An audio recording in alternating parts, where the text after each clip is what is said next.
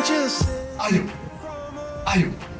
Suasana damai, suasana tentram, suasana nyaman, aman, yang bisa menciptakan adalah dari kita, bukan dari tetangga kita, bukan dari tetangga kampung. Kalau kita mempunyai keinginan itu, saya yakin sangat mudah untuk dilaksanakan. Mereka para Babinsa, Pak Dandim dan Ramil, Pak Kapolsek, Babin Kamtipmas pasti siap untuk membantu mewujudkan itu.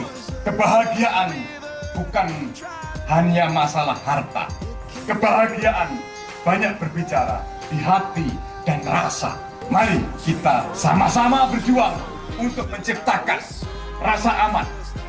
Mari kita saling hidup berdampingan, bertetangga dengan saling menghargai, saling menghormati, saling menjaga, saling silih asah, silih asih, dan silih asih.